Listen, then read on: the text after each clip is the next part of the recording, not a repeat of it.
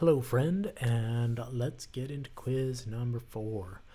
Okay, we're talking about groups this week, and there's some interesting stuff about groups and the contracts that you have to deal with those. The first thing is there is sometimes a provision called the key member provision in a contract, and a key member will trigger a breach of contract if they leave the group. Right, this is usually the stars, right? The songwriters, singers, maybe the lead guitarist, right?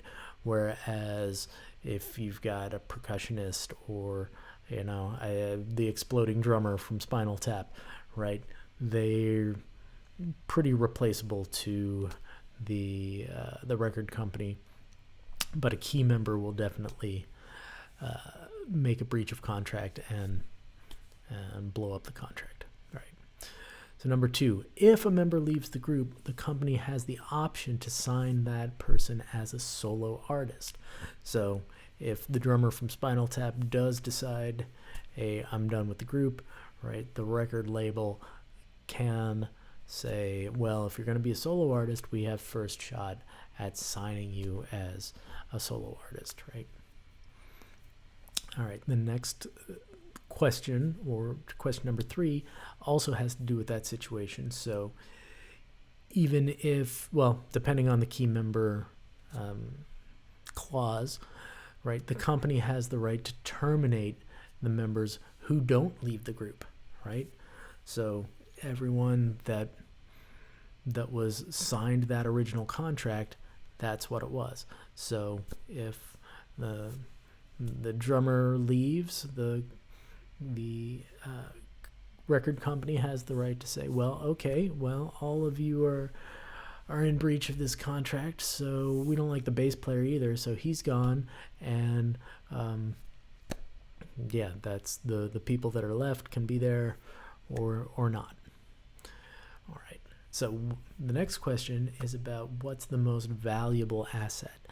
And now, believe it or not, the most valuable asset is the group name, right? And I don't know if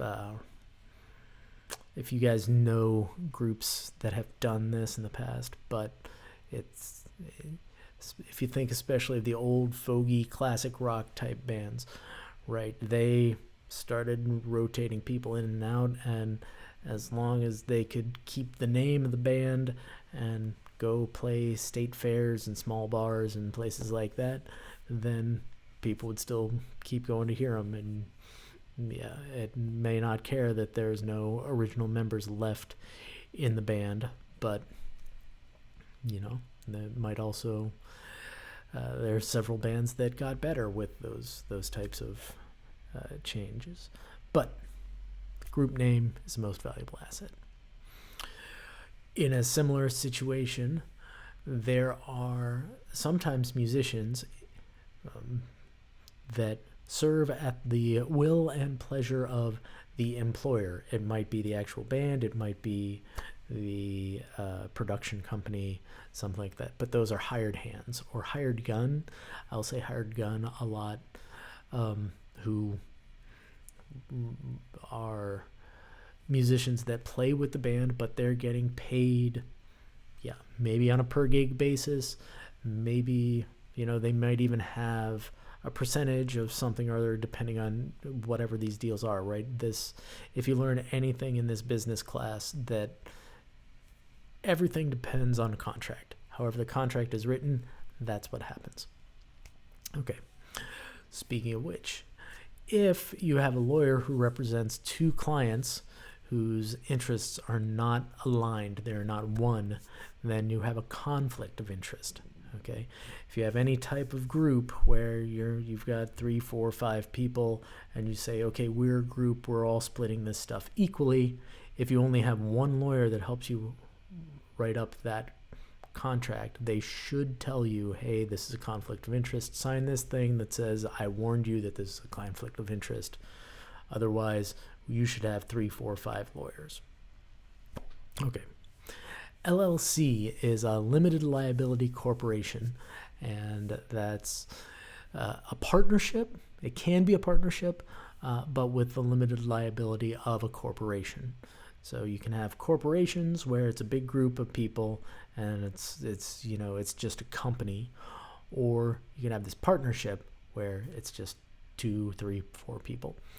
I've got an LLC that is just a way to keep my music stuff and music money separate from my everyday, stuff that pays for my house and my groceries, right? So next question is about band names, and they are not trademarks, right? So I think we throw around the word trademark, and we know what that is, but for a band, you're actually doing a service. So they call it a service mark, not a trademark. Okay, and if you are using a particular name, you need to register it. So registration tells the world that you are using a particular name. This can go for a band, but it could also be for like an LLC. My LLC is not under just Sam Ortolano LLC. I've got it under Sam & Sons LLC. Okay, and the last question is that it is true that it is a good idea to check if someone else owns your band's domain name, right? You would hate to establish yourself as a particular band name and then not be able to get thatname.com on the internets, because, right, it would be a real shame if the kangaroo was not surprised.com was already taken.